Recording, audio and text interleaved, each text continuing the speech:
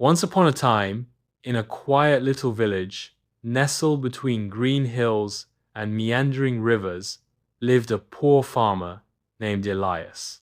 He owned a small plot of land, a rickety cart, and a few animals: a cow, a donkey, and 5 hens.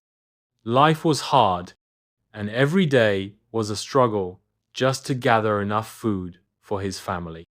Elias was a kind man, humble and hardworking. Yet, no matter how diligently he toiled, wealth remained a distant dream. His wife, Mira, often helped him with the chores, while their 2 children played barefoot in the dust, chasing butterflies and dreams. One sunny morning, as Elias went to the coop to collect the eggs, he noticed something strange. One of the hens, a quiet, golden-feathered creature they had named Luma, sat unusually still on her nest. As he reached under her gently, his fingers closed not around a smooth white egg, but something cold, heavy, and oddly metallic. Pulling it out, Elias gasped. It was an egg, but not an ordinary one. It glimmered in the light, smooth and warm and unmistakably golden. "Mira!" he cried, stumbling out of the coop. "Come quick!" His wife hurried over, her eyes widening as she saw the egg. She took it from his hands, turned it over, and bit her lip in astonishment. "This can't be real," she whispered. But it was. They took it to the village goldsmith, who examined it with his tools and spectacles. "Pure gold," he said finally, shaking his head in disbelief. "This egg is worth more than your entire farm." The news spread through the village like wildfire. People came from far and wide to see the miraculous hen. Elias, however, refused to sell her, even when offered bags of gold. "She's not for sale," he said firmly. "She's a gift, and I will not trade her away for greed." Each morning, Luma laid one golden egg. Elias would take it to the city and exchange it for money. But he never took more than he needed. He fixed the roof, bought his children new shoes, shared his fortune with neighbors in need, and even built a well in the village square. But as the weeks passed and gold kept pouring in, Mira began to change. The simple pleasures of their modest life no longer satisfied her. She started dressing in fine clothes, demanded silks and perfumes from distant lands, and began to speak less kindly to the neighbors who had once been like family.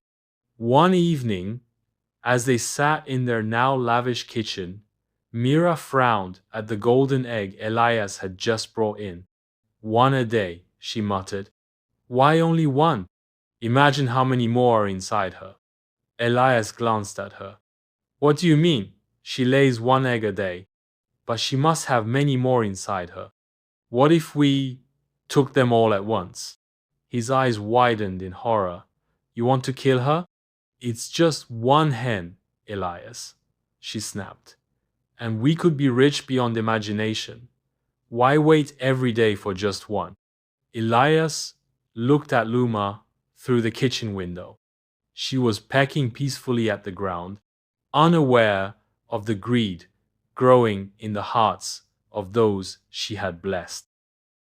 "I won't do it," he said firmly. "She's not just a hen, she's a miracle, and we must care for her." But Mira was not satisfied.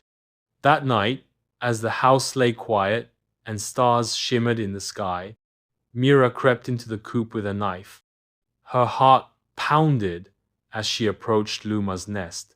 The golden hen opened one eye and clucked softly, as if sensing something was wrong. Mira hesitated, her hand trembling, but greed overcame doubt. By morning, it was done. Elias found her in the coop, sobbing beside the lifeless body of the hen.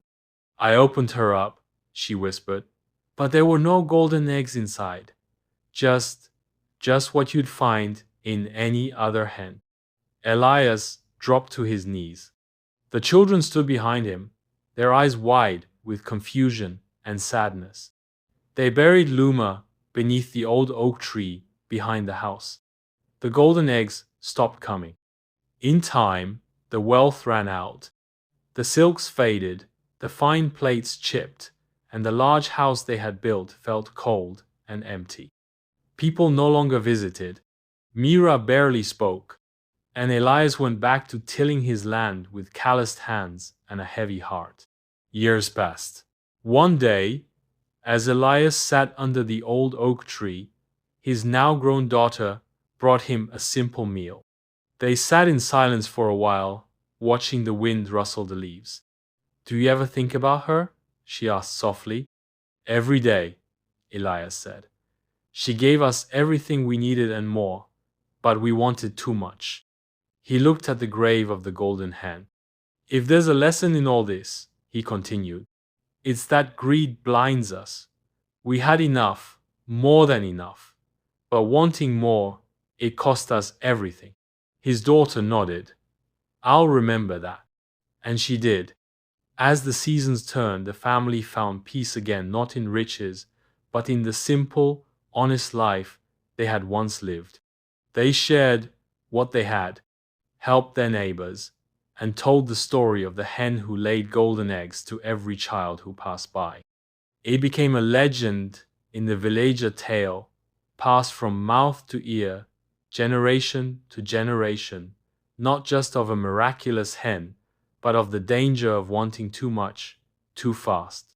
And so, the golden hen lived on, not in wealth, but in wisdom. Moral: greed often loses what it already has in pursuit of more.